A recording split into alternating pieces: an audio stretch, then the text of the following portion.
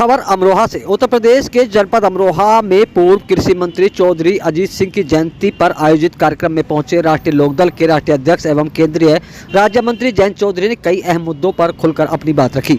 आपको बता दें, गजरोला के सिविल इंटर कॉलेज में आयोजित कौशल महोत्सव में शामिल हुए जयंत चौधरी ने केंद्र और प्रदेश सरकार बजट को किसान, युवा और मध्य वर्ग के लिए हितकारी बताया।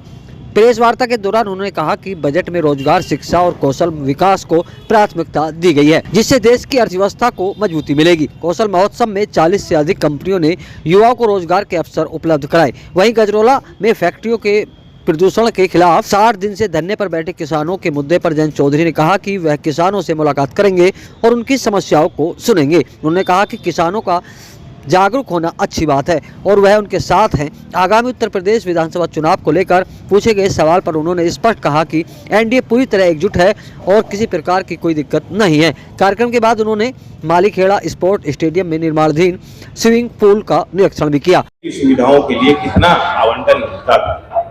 लगभग 1100 करोड़ सालाना। 2009 से 14 तक एवरेज 1100 करोड़ रुपए रेल की मूलभूत सुविधाओं में विस्तार के लिए भारत सरकार बजट के माध्यम से दी है। और इस बार कितना मिला है? इस बार मिला है उत्तर प्रदेश के रेल में व्यवस्थाओं में सुधार लाने के लिए 20,000 करोड़ का निवेश, 18 गुना। तो मैं आपके माध्यम से उत्तर प्रदेश की जनता को, वो लोग जो दैनिक यात्री हैं, वो लोग जो शिक्षा के लिए, व्यापार के लिए, बेहतर अवसर के लिए, रोजगार के लिए, जिनका आवागमन, रोजी रोटी उसमें टिकी है, बेटर कनेक्टिविटी आएगी, बेटर आर्थिक गतिविधियां बढ़ेंगी, निवेश। लगभग हमने उत्तर प्रदेश में 17 वंदे भारत और 18 अमृत भारत ट्रेन जो पेड़ है, उनका संचालन अभी उत्तर प्रदेश में मौजूदा स्थिति में हो रहा है। और पिछले 5 वर्ष में अगर आप आकलन करो तो लगभग 5500 किलोमीटर रेल लाइन, नई रेल लाइन को बिछाया गया है उत्तर प्रदेश। ये सीधा सीधा यूरोप के कई देशों से जाता है। शायद स्विट्जरलैंड में जितना रेल ट्रैक है, नया पुराना सबको जोड़ देंगे तब उससे भी शायद ज्यादा उत्तर प्रदेश में नए रेल ट्रैक को बिछाया।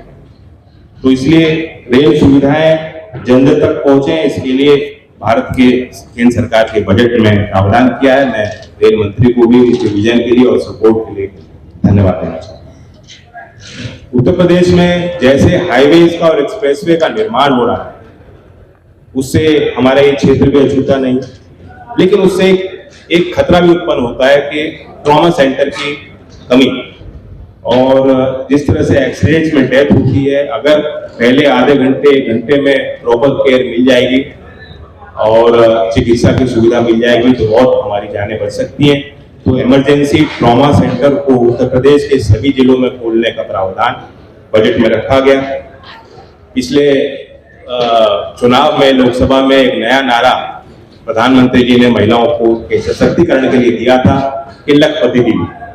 लखपति दीदी का एक व्यापक कार्यक्रम का निर्माण हुआ। कौशल विकास के मंत्रालय की भी जिम्मेदारी है कि महिला सशक्तिकरण की उस राष्ट्रीय कार्यक्रम को हम आगे बढ़ाएं। और अब लखपति दीदी के बाद जो उनके प्रोडक्ट हैं, जो उनके उत्पाद हैं, उनकी तरफ उन व्यापार से जोड़ने के लिए, उनकी तरफ ग्राहक की नजर लाने के लिए विशेष एक परियोजना बनाई है श्री मार्ट। बड़े बड़े मॉल बन सकते हैं, चमकते हुए मॉल बन सकते हैं, तो उसमें लखपति दीदी का सामान भी दिख सकता है। बनारस में लॉजिस्टिक्स हब, प्रयागराज में नए इंडस्ट्रियल नोड की विकास, और शिक्षा के क्षेत्र में विशेष कि इंडस्ट्री और एकेडेमिया को हमें एक दृष्टि से देखना है, कॉम्बिनेशन करना है। विश्व की सबसे टॉप यूनिवर्सिटीज में आप देखेंगे तो वहां अनुसंधान होता है, इंडस्ट्री और एकेडेमिया का बहुत डीप कोलैबोरेशन होता है। उसी प्रकार से हम भी अपने विश्वविद्यालयों को बंद नहीं रख सकते। तो राष्ट्रीय शिक्षा नीति के अंतर्गत भी कोशिश है और इस बजट में देश भर में 5 जगह इंडस्ट्री टाउनशिप्स के तौर पे अलाइन करते हुए हमारे एजुकेशनल टाउनशिप्स का निर्माण। और मुझे उम्मीद है कि शायद उसमें जब ये कार्यक्रम का रूपरेखा तैयार होगी, नीति का निर्माण होगा, तो उत्तर प्रदेश भी उसमें छूटा। देखिए, लगभग 50 से ज्यादा एम्प्लॉयमेंट जो देने वाले इंडस्ट्री है वो यहाँ, और ये एक मौका होता है कि इंडस्ट्री सीधा रूबरू होती है। साक्षात्कार भी अभी लगातार चल रहे हैं।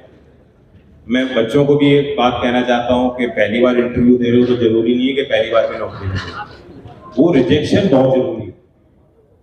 जब कंपनी वाले कहेंगे अभी बेटा तुम तैयार नहीं हो, बेटी अपने पे थोड़ा और ये कार्यक्रम करो, तुमने इंटरव्यू ठीक से नहीं दिया, या तुम्हारे रेज्यूमे ये कमी है, या तुम्हारी शिक्षा में ये आप कर लो तो बेहतर हो जाओगे, ये एक लर्निंग प्रोसेस है।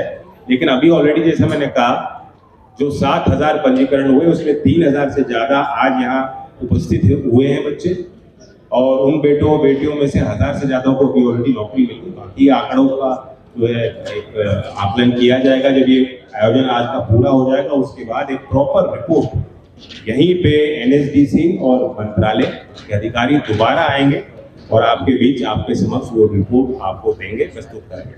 किसानों की मांग है स्वामीनाथन आयोग की।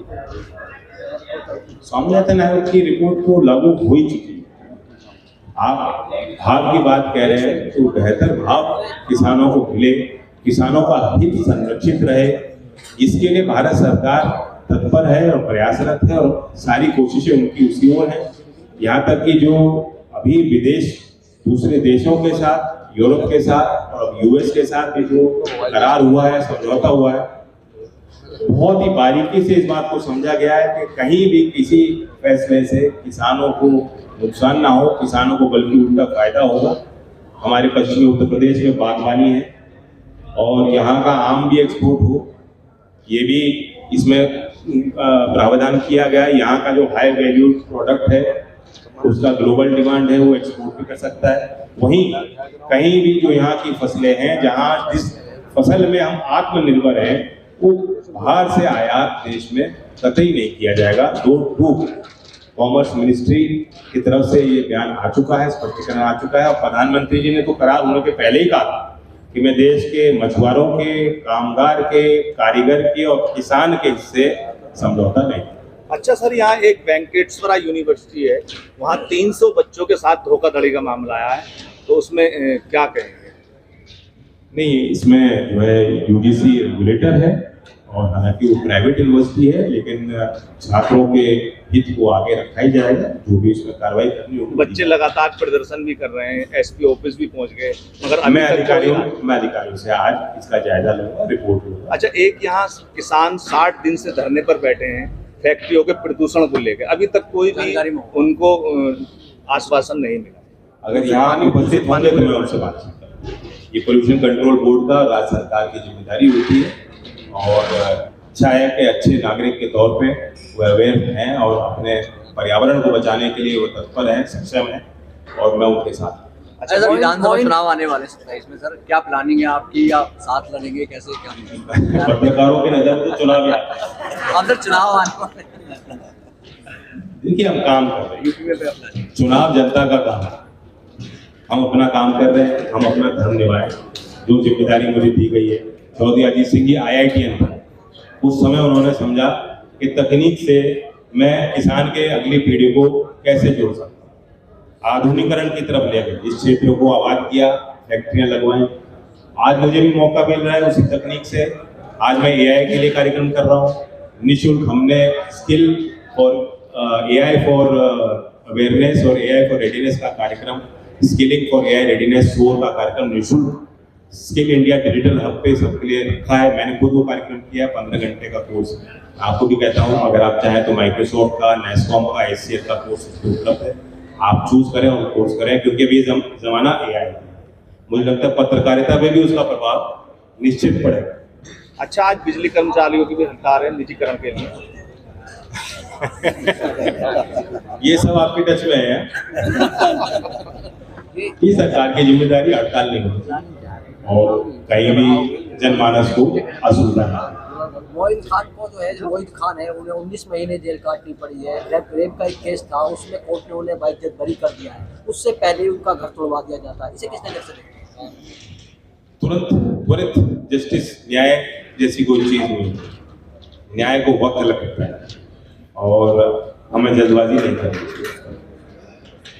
अच्छा साहब, चुनाव की प्लानिंग तो बताइए, सीटों को बंटवारा कैसे करेंगे, किस तरीके से होगा? बंटवारे से हमारा कोई बंटवारा नहीं, एक है, पूरा एनडीए एक है। गन्ने के भाव के लिए 400 का आपने यहीं से कहा। किसान 60 दिन से धरने पर बैठे हैं फैक्ट्रियों के प्रदूषण को लेकर, अभी तक कोई भी उनको आश्वासन नहीं मिला। अगर यहाँ उपस्थित होंगे तो मैं उनसे बातचीत करूँगा। ये पोल्यूशन कंट्रोल बोर्ड का राज्य सरकार की जिम्मेदारी होती है और अच्छा है कि अच्छे नागरिक के तौर पे वो अवेयर हैं और अपने पर्यावरण को बचाने के लिए वो तत्पर हैं, सक्षम हैं और मैं उनके साथ। अच्छा सर, तो बताइए सीटों को बंटवारा कैसे करेंगे, किस तरीके से होगा? बंटवारे से हमारा कोई बंटवारा नहीं, एक है, पूरा एनडीए एक है। आपके गजरौला के यकबगड़ी में किफायती दामों पर boundary wall, parking bench, finishing Paul व किसी भी प्लॉट या खेत की बाउंड्री के सामान के लिए संपर्क करें। मोबाइल नंबर है 8468887097 और दूसरा है 9005582022। पता है Indian RCC boundary wall, national highway 9, gurdwara के पास, यकबगड़ी, पोस्ट गजरौला, जनपद अमरोहा।